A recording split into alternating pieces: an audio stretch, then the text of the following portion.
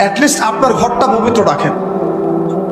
সবাই যার যার পরিবারের দায়িত্ব নেই, ইনশাল্লাহ দেখবেন সমাজ ঠিক হয়ে গেছে।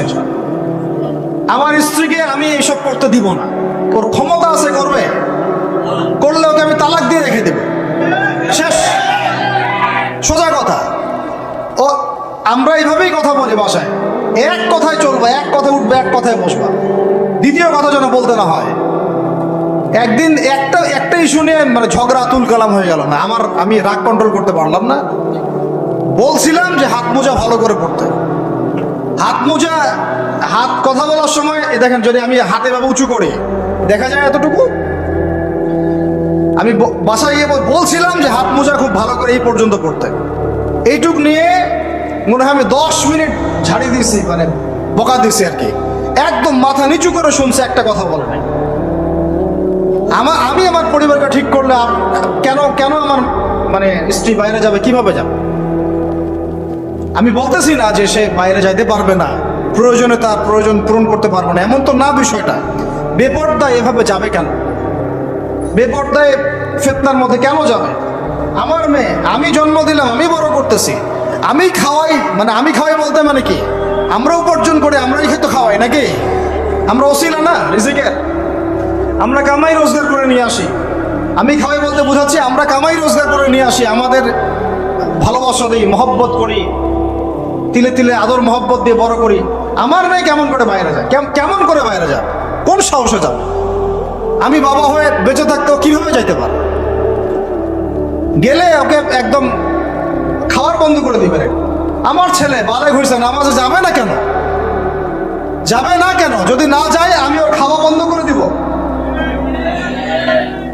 শাসন করতে হবে সবসময়, কিন্তু মিষ্টি কথা চিরা ভিজে না। আল্লাহ পাক কোরআনের মধ্যে হেদায়েত দিতে উৎসাহিত করেছেন, এখানেই আবার আইনগুলো নাজিল করেছেন। মানে সবসময় মানুষকে দাওয়াত দিয়ে বুঝিয়ে সুঝিয়ে কাজ হয় না, মাঝে মাঝে পিটানো লাগে না?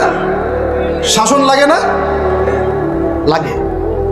তো আমরা যদি আমাদের পরিবারের মেয়েদেরকে নিয়ন্ত্রণ করতে পারি, ছেলেদেরকে নিয়ন্ত্রণ করতে পারি, দেখবেন আস্তে আস্তে ইনশাআল্লাহ এটা কমে গেছে।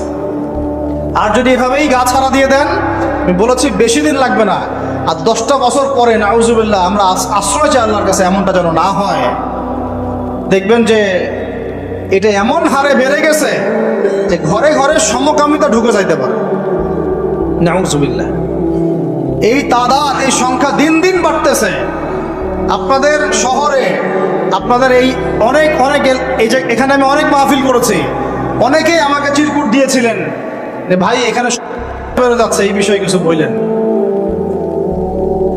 চিন্তা করেন, ভিতরে ভিতরে এগুলো চলতেছে, হোটেলে চলতেছে। আপনারা ভালো মানুষে যে বসে থাকলে হবে না। এত ভালো মানুষ হতে আল্লাহ পাক বলেন নাই। আল্লাহ পাক বলেছেন সৎ কাজে আদেশ করো, অসৎ কাজে কি করো? নিষেধ করো। এবং আপনি আপনার জায়গায় আল্লাহ বিরোধী কোনো কিছুকে প্রশ্রয় দিবেন না। ব্যাস, সরকার কোথায় যায় যাক, প্রশাসন কি করে করুক, ওটা আমার দেখার দরকার না। আমি আমার জায়গা থেকে আল্লাহ এবং রাসূলের বিরোধী কোনো কাজ করব না। সিম্পল। এই যে ইতিহাসটা ওরা জানতো না, এই সেন্ট ভ্যালেন্টাইন্স ইতিহাসটা বলো, ওরা জানে এই যে কত সালে এটা বাংলাদেশে আসছে, ওরা আসলে জানে কে নিয়ে আসলো? দেখেন, ওটা বললামই, ওটা আনার পরে জেনা, ব্যভিচার, ফ্রি মিক্সিং, বাণিজ্য সব বেড়ে গেল। এটাকে কেন্দ্র করে কর্পোরেটরা এখন বাণিজ্য করতেছে। শুধুমাত্র এই দিবসে শুনেন, আর এগুলো বলতে চাইনি, আমি বলতে বাধ্য হচ্ছি, শুধুমাত্র এই দিবসে কোটি কোটি টাকা বিক্রি হয়, জানেন? এটা শুধু কয়েকটা কান্ট্রির পরিসংখ্যান। সারা বিশ্বের পরিসংখ্যান দিলে তো আপনার চোখ কপালে উঠে যাবে। কি হচ্ছে আর কি হচ্ছে না। যেখানে আল্লাহ রাব্বুল আলামিন বলছেন চোখ নিচু করো, কাছেও যেও না, ওটা তো কোরআনে পড়ে থাকলোই, ওটাকে লঙ্ঘন করে জেনা হচ্ছে, ব্যভিচার হচ্ছে, অবৈধ সম্পর্ক হচ্ছে, প্রচুর ধর্ষণ হবে কালকে। আর ধর্ষণ হলে আমি বলবো শুধু ছেলেটা দায়ী না, মেয়েরাও দায়ী আছে। তোমাকে মাহরাম ছাড়া কে বের হইতে বলছে? মাহরাম ছাড়া একটা মেয়ের হজ ফরজ না। মনে করেন আপনার ঘরে একজন মহিলা আছেন যার মাহরাম নাই, তার উপর হজই ফরজ হয় নাই, মাহরাম ছাড়া যার হজই ফরজ হয় না, তাকে মাহরাম ছাড়া এভাবে হোটেলে একটা ছেলের সাথে বাইকে যেতে কে বলছে? বলেন, মাহরাম ছাড়া একটা মেয়ের সফর জায়েজ নাই, হজও জায়েজ নাই, হজ করার দরকারই নাই, সে ঘরে থাকবে, ওইটাই তার জন্য বেশি গুরুত্বপূর্ণ, ওটাই হুকুম আল্লাহ পাকের। আর সে মাহরাম ছাড়া এইভাবে এখানে ওখানে ঘুরে বেড়াবে, ছেলের সাথে আড্ডাবাজি করবে, টাঙ্কি মারবে, চটপটে ফুচকা খাবে, এরপর 4-5টা ছেলে মিলে ওকে ধর্ষণ করে দিলে সব ছেলে দোষ ওই ছেলের উপর আসবে? আমার তো মন চায় যে প্রথমে আগে এই মেয়েগুলোকে শায়েস্তা করি। হ্যাঁ, ছেলেগুলোকে তো করবোই, আগে মেয়েগুলোকে করি। শুধুমাত্র ওয়াজ নসিহত করে কাজ হবে না, সবাইকে কঠোর হতে হবে। আপনি আমাকে বলেন তো দেখি, আপনার মেয়ে কোন একটা ছেলের সাথে অবৈধ সম্পর্ক করেছে, আপনি কি এটা মেনে নেবেন? আপনারা যে কেউ হন, এখানে অনেক প্রশাসনের ভাই আছেন আমি জানি, ঊর্ধ্বতন কর্মকর্তাও আছে এখানে আমি জানি, এখানে আমার লেকচার রেকর্ড হচ্ছে এটা আমি জানি। আর আপনি আমাকে বলেন বা আপনার সিনিয়রদেরকে বলান এই কথাগুলো মেসেজ পৌঁছান, তাদের ঘরে যদি তাদের মেয়ে কোনো ছেলের সাথে অবৈধ সম্পর্ক করে, তারা কি মেনে নিবে? তাদের মেয়েকে যদি কেউ ধর্ষণ করে, তারা কি মেনে নিবে? আপনার ছেলেটা যদি সমকামী হয়, আপনি কি মেনে নিবেন? আপনার বাসায় যদি কালকে একটা ছেলে এসে বলে যে আপনার মেয়ে এসে বলে যে বাবা আমি ওকে ভালোবাসি, ওর সাথে বিয়ে করার আগে আমি যৌন সম্পর্ক করে ফেলছি, আপনি কি মেনে নিবেন? আপনি যদি জানতে পারেন কালকে আপনার মেয়ে গর্ভবতী হয়ে গেছে, আপনি কি মেনে নিবেন? আপনি যদি জানেন কালকে আপনার ছেলে আপনাকে এসে বলছে বাবা আমি একটা ছেলেকে নিয়ে আসছি, ও ছেলেটা আসলে বাইরে ছেলে, ভিতরে মেয়ে, তাই আমরা বিয়ে করে ফেলছি, আপনি কি মেনে নেবেন? তো এটা নবী সাল্লাল্লাহু আলাইহি ওয়াসাল্লামের ফিলোসফি ছিল। একজন সাহাবী এসে বলেছিলেন ইয়া রাসূলুল্লাহ আমি ইসলামের সব মানতে প্রস্তুত আছি, খালি আমাকে জিনা করার অনুমতি দেন। নাউযুবিল্লাহ। সাহাবীরা রাগ হয়ে গেছেন, এই কার সাথে কি কথা বলো, বেয়াদবি করতে। নবী সাল্লাল্লাহু আলাইহি ওয়াসাল্লাম বলেন দাঁড়াও, তাকে ছাড়ো, আমি বুঝাচ্ছি। নবীজি তখন বললেন দেখো তুমি যে প্রস্তাবটা আমাকে দিলা, ইসলামের সব তোমার ভালো লাগে কিন্তু জেনা করতে চাচ্ছ, তা এখন বলো তো দেখি তোমার মায়ের সাথে কেউ যদি এমন করে তুমি কি রাজি হবা? সে বলছে না। তোমার খালার সাথে করলে না, তোমার বোনের সাথে না, তোমার স্ত্রীর সাথে না, তাহলে যেটা তুমি অন্যের ক্ষেত্রে চাচ্ছ না, পছন্দ করো না, সেটা কেন তুমি তোমার ক্ষেত্রে চাচ্ছ? এভাবে চিন্তা করলে আমাদের আর কথা বলার দরকার আছে? আল্লাহ পাক আমাদের সবাইকে কথাগুলো বোঝার তৌফিক দান করে। এখন শেষ করে দিচ্ছি এই পয়েন্ট থেকে। দেখেন, আমাদেরকে সবচেয়ে ভালোবাসেন আমাদের রব আল্লাহ। সত্যিকারের ভালোবাসার ডেফিনেশনটা হচ্ছে যে আপনি নিঃস্বার্থভাবে কাউকে ভালোবাসেন। আমাদের আশপাশে যারা আছে, যারা হালাল, ইভেন হালাল, আমার মা, আমার বোন, আমার বাবা, আমার স্ত্রী, আমার ছেলে, আমার মেয়ে, এদেরও যদি কখনো স্বার্থে আঘাত পড়ে, দেখবেন সেও আপনার পাশ থেকে সরে যাচ্ছে। এমন হয় নাই কখনো? আপনার বন্ধু, আপনার ব্যবসার পার্টনার, আপনার বস, আপনার কলিগ, ওদের স্বার্থে আঘাত হলে ওরাও সরে যাচ্ছে পাশ থেকে, জিগরি দোষ সরে গেল পাশ থেকে। হয় না এমন? ভালোবাসা দুই প্রকার। বলেন কয় প্রকার? আমার সাথে বলেন, এখানে শেষ করে দিব 10টা মিনিট। ভালোবাসা কয় প্রকার? একটা হচ্ছে নিঃস্বার্থ ভালোবাসা। কি স্বার্থ? কোনো স্বার্থ নাই, নিঃস্বার্থভাবে ভালোবাসা। আরেকটা হচ্ছে কোনো না কোনো স্বার্থ জড়িত আছে এমন ভালোবাসা। আপনার স্ত্রীর চাহিদাও যদি আপনি পূরণ করতে ব্যর্থ হন, দেখবেন স্ত্রীর সাথে আপনার গন্ডগোল লেগে যাচ্ছে, যদিও সে হালাল, বৈধ। তাই না? এমন হয় না অনেক সময়? আমি তো অনেকদিন বলেছি, অনেকদিন আগেও বলেছি, 5 বছর 6 বছর আগে, যে মানুষ আসলেই মানুষের অবস্থানকে মূল্যায়ন করে। ভিতর থেকে মানুষকে শুধু মূল্যায়ন করে আল্লাহ রাব্বুল আলামিন। না হলে কি হতো? এই যে এত অন্যায় আমরা করেছি, আল্লাহ পাক কি আমাদেরকে ছেড়ে দিয়েছেন, ফেলে দিয়েছেন, গজবে ধ্বংস করে দিয়েছেন? এই যে আল্লাহ পাক যে আমাদেরকে মহব্বত করেন, ভালোবাসেন, তার প্রমাণ এগুলো। আল্লাহ পাক চান যে আমরা যেন ফিরে আসি। আল্লাহ পাক বলছেন সারা দুনিয়ার সমান গুনাহও যদি সে করে ফেলে, আসমানের সমানও গুনাহ করে ফেলে, খালি তওবা করে ফিরে আল্লাহকে বলবে আস্তাগফিরুল্লাহাল্লাযী লা ইলাহা ইল্লা হুয়াল হাইয়ুল কাইয়্যুম ওয়া আতুবু ইলাইহি। আল্লাহ পাক বলছেন খালেস তওবা করলে গুনাহ তো মাফ করে দিবই, আগের গুনাহগুলোকে নেকি দিয়ে পরিবর্তন করে দিব। ভালোবাসা না? আল্লাহ পাক সৃষ্টি করেছেন আমাদেরকে ভালোবেসে। কোরআন খোলেন, সূরা সাদ পড়েন, সূরা সাদের মধ্যে দেখবেন আল্লাহ বলছেন খালাকতু বিয়াদি মা মানাআকা আল্লা তাসজুদা খালাকতু বিয়াদি, মানে তুমি ইবলিস কেন তাকে সিজদা করলে না যাকে আমি নিজ হাতে সৃষ্টি করেছি। এটা মহব্বতের বহিঃপ্রকাশ না?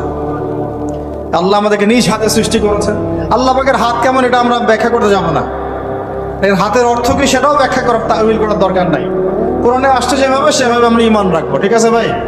এখানে আবার অনেক তালগোল পাকায় ফেলে এবং বিভ্রান্ত হয়ে যায়, এদিকে যাওয়ার দরকার নাই। এখানে বোঝানো হচ্ছে আল্লাহ রাব্বুল আলামিন আমাদেরকে মহব্বত করে সৃষ্টি করেছে। এই পুরো সৃষ্টি জগৎটাই তো আল্লাহর মহব্বতের বহিঃপ্রকাশ। সবকিছু এত নিপুণভাবে চলতেছে, এটা মহব্বতের বহিঃপ্রকাশ না? আমি আপনাদেরকে নিয়ে যদি কোনোদিন কক্সবাজারের সৈকতে তারা দেখাতে পারতাম, তাহলে আমি বুঝাইতে পারতাম আপনাদেরকে যে এই মহাবিশ্বটা ঠিকই আছে কিভাবে। তারার মধ্যে একটা গাণিতিক ক্যালকুলেশন আছে যেটা সবাই জানে না। যারা একটু অ্যাস্ট্রোনমি নিয়ে পড়াশোনা করেছে তারা জানে। আপনার মানে মাথার বিবেকই উল্টায় যাবে যে এত সূক্ষ্মভাবে কিভাবে আল্লাহ রাব্বুল আলামিন এই মহাবিশ্ব সৃষ্টি করলেন। এক চুল এদিক ওদিক হলে পুরো বিশ্ব কায়নাত ধ্বংস হয়ে যায়। এটা কি আল্লাহ পাকের মহব্বতের বহিঃপ্রকাশ না? আল্লাহ পাক তো বরং বলেছেন পুরো সৃষ্টি পরিবারটাই আল্লাহর পরিবারের অন্তর্ভুক্ত। সুবহানাল্লাহ। এমনকি আল্লাহ পাক আমাদেরকে বলেছেন তোমরা জমিনবাসীর সবার উপর রহম করো, ইরহামু মান ফিল আরদ ইয়ারহামুকুম মান ফিস সামা। তোমরা সবার উপর রহম করো, দয়া করো। দয়া রহম এটা তো মহব্বতের একটা অংশ। তোমরা সবার উপর দয়া করো, রহম করো, মহব্বত করো। এটা কি হবে? তাহলে আল্লাহ পাক আসমানে যিনি আছেন আল্লাহ পাক তোমাদের উপর রহম করবেন ইনশাআল্লাহ। তা আমরা সেই মহান সত্তার ভালোবাসার থেকে বের হয়ে হারাম এই যৌন ভালোবাসার দিকে যাওয়ার চেষ্টা করছি। আসলে এটা ভালোবাসা না, যৌনতা। এর দিকে যাওয়ার জন্য এইসব করছি। আল্লাহ পাক আমাদেরকে মাফ করে যেন হেদায়েত দান করেন। আল্লাহ পাক কত ভালোবাসেন এটা নিয়ে বলতে গেলে আজকে রাত শেষ হবে। দেখেন আল্লাহ রাব্বুল আলামিন আদম আলাইহিস সালামকে সৃষ্টি করেছেন, করে সমস্ত নাম শিক্ষা দিয়েছেন। নাম মানে হলো ইলম। নাম মানে কি? ভালো না বাসলে আল্লাহ পাক কাউকে সবচেয়ে সেরা কিছু দান করেন। সূরা ৩ আল্লাহ পাক কি বলেছেন? ওয়া তিন ওয়া যাইতুন, এগুলো শপথ করে লাকাদ খালাকনাল ইনসানা ফি আহসানি তাকওয়িম। মানুষকে সবচেয়ে শ্রেষ্ঠ কাঠামো আল্লাহ পাক দিয়েছে, দেন নাই? তো কাউকে যদি মহব্বত না করা হয় তাকে আপনি সবচেয়ে সেরাটা কি দিতে পারবেন? আল্লাহ পাক আমাদেরকে মহব্বত করেন, ভালোবাসেন, এবং আল্লাহ চান আমরাও যেন তাকে মহব্বত করি, তাকে ভালোবাসি। এবং আমরা যদি কাউকে ভালোবাসি আল্লাহর জন্য ভালোবাসবো, কাউকে ঘৃণা করি আল্লাহর জন্য ঘৃণা করি। মহব্বতও আল্লাহর জন্য, ঘৃণাও কার জন্য? আল্লাহর জন্য। আল্লাহ পাক সমস্ত ইলম শিক্ষা দিলেন। এটা কি ভালোবাসার বহিঃপ্রকাশ না?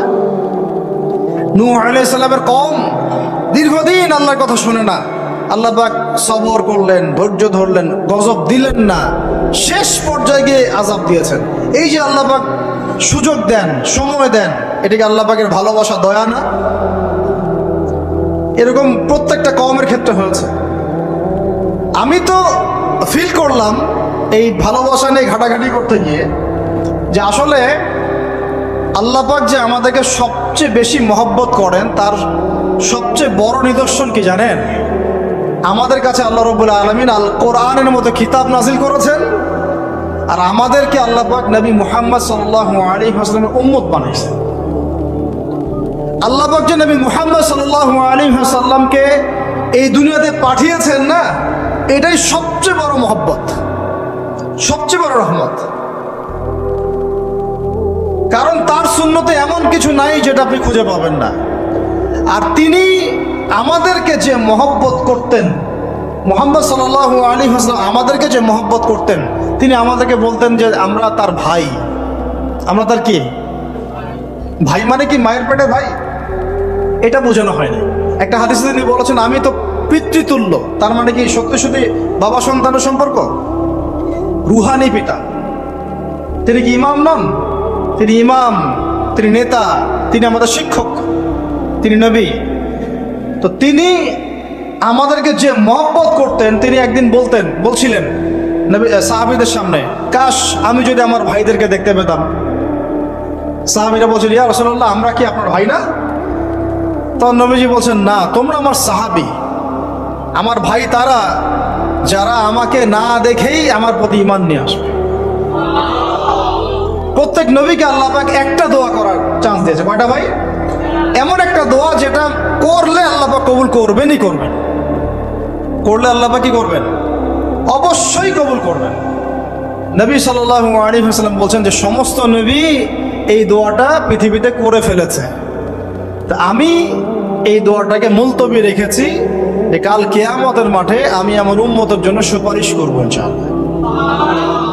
এবং নবী সাল্লাল্লাহু আলাইহি ওয়াসাল্লামের সুপারিশে বহু কবিরা গুনাহগার মুসলমান যারা জাহান্নামের ফয়সালা হয়ে গেছে তাদেরকে আল্লাহ পাক কিছুটা শাস্তি ভোগ করালে হলেও আবার জান্নাতে নিয়ে আসবেন ইনশাআল্লাহ। তো তিনি আমাদেরকে মহব্বত করেন না? করতেন না? চিন্তা করেন তাহলে আমরা তার দিনকে কি মহব্বত করলাম, আমরা তার হুকুম হাকামের বিধিবিধান সুন্নতে কি মহব্বত করলাম, চিন্তা করেন। একটা হাদিসে নবীজি স্পষ্ট করে বলছেন এটা আমাদের জন্য একটা কষ্টি পাথর। এটা একটা কি কষ্টি পাথর। তিনি বলছেন, লা ইউমিনু আহাদুকুম, তোমাদের মধ্যে কেউ মুমিন হইতে পারবে না। কি হইতে পারবে না? মানে প্রকৃত মুমিন হইতেই পারবে না তোমরা। হে আমার উম্মত, তোমাদের মধ্যে কেউ প্রকৃত মুমিন হইতেই পারবে না যতক্ষণ না হাত্তা আকুনা আহাব্বা ইলাইহি মিন ওয়ালিদিহি ওয়ালাদিহি ওয়ান নাসি আজমাইন, যতক্ষণ না আমি মুহাম্মদ সাল্লাল্লাহু আলাইহি ওয়াসাল্লাম তোমাদের কাছে নিজের কি সন্তান, নিজের বাবা মা এবং সমস্ত মানব জাতির থেকে বেশি প্রিয় না হচ্ছে।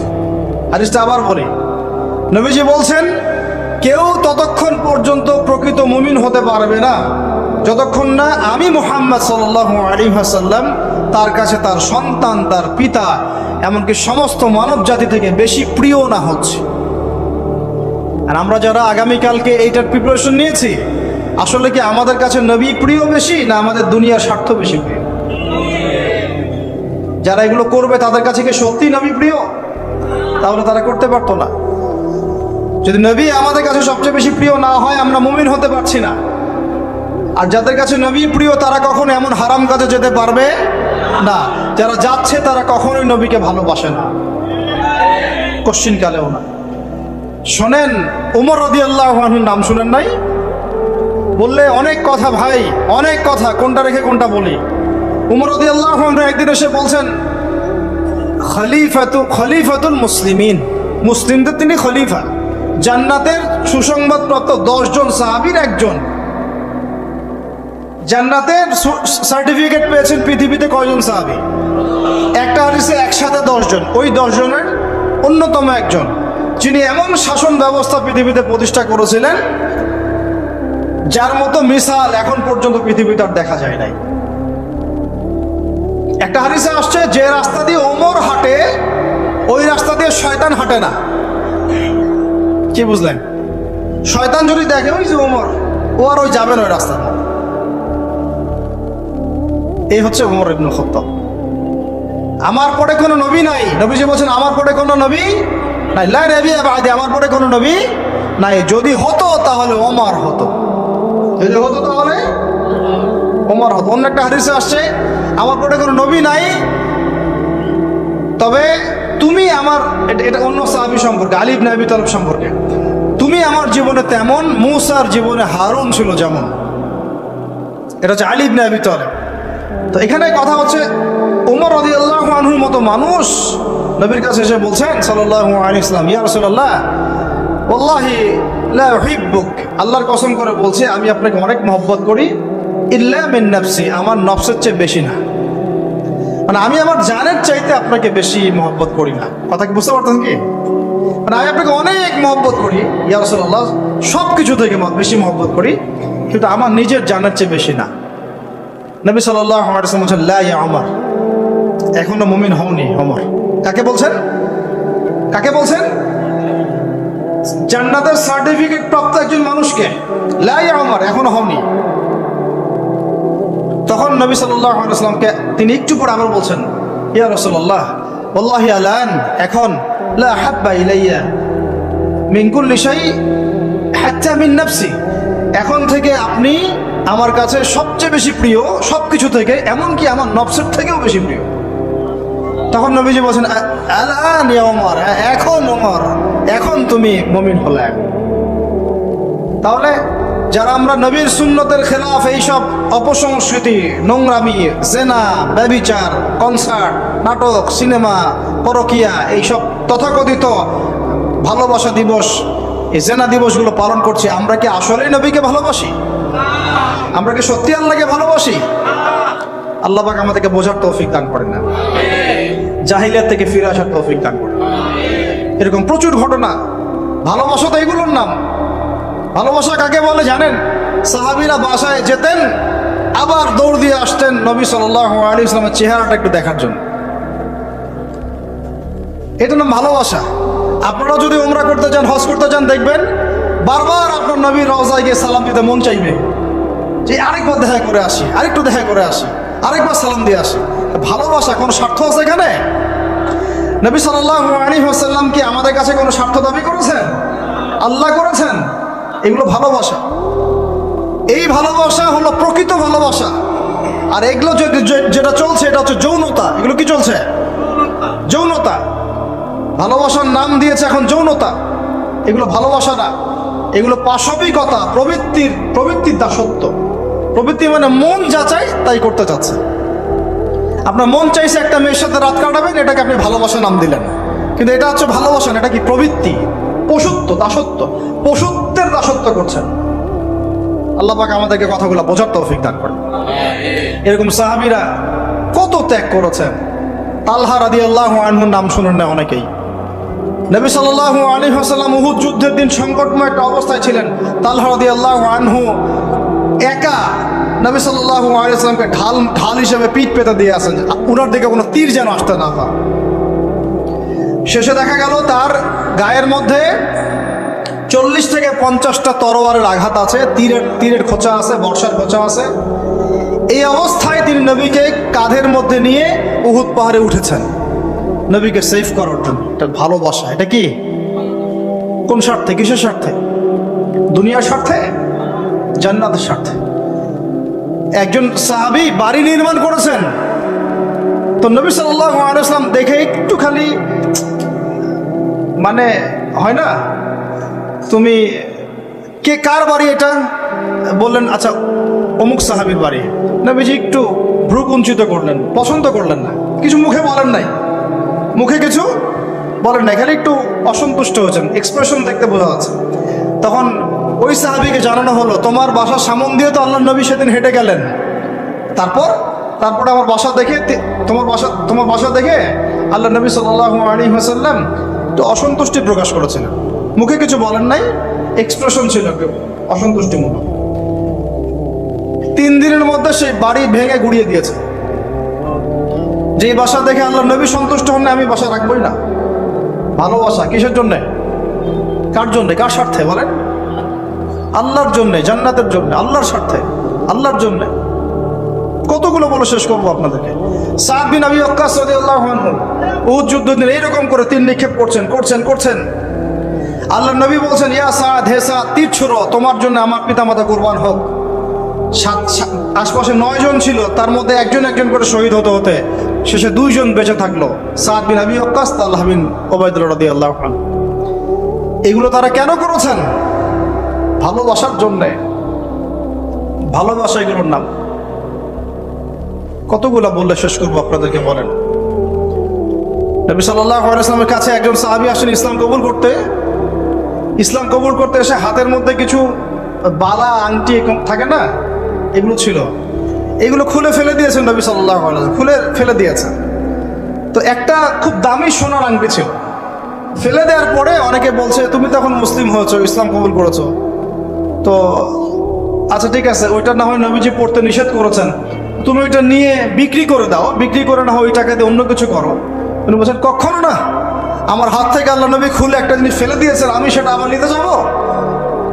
কিসের জন্য এগুলা? এটা ভালোবাসা, মহব্বত। আল্লাহ পাক এটাই কোরআনে বলছেন যে কুল, আপনি হে নবী আপনি বলে দিন, ইন কুনতুম তুহিব্বুন আল্লাহ, তোমরা যদি আল্লাহকে মহব্বত করেই থাকো, আল্লাহকে সত্যিকার অর্থে ভালোবেসেই থাকো, ভালোবাসার দাবি করেই থাকো, ফাত্তাবিউনি, তাহলে নবীর আনুগত্য করো, ইউহিব্বুকুমুল্লাহ, তখন আল্লাহ তোমাদেরকে ভালোবাসবেন, ওয়া ইয়াগফির লাকুম যুনুবাকুম, তোমাদের সব গুনাহ আল্লাহ মাফ করে দিবেন, আল্লাহু গফুরুর রহিম। এই হলো ভালোবাসা। ভালোবাসা মানে কি? ভালোবাসা মানে হচ্ছে আসসামু ওয়াত তাআ, আমি নবী এবং আল্লাহ এবং তার রাসূলের কথা শুনবো এবং আনুগত্য করব, শুনবো এবং এর নাম ভালোবাসা। শুনবো, আনুগত্য করব, তাহলে আমরা কি শুনবো, কি আনুগত্য করব?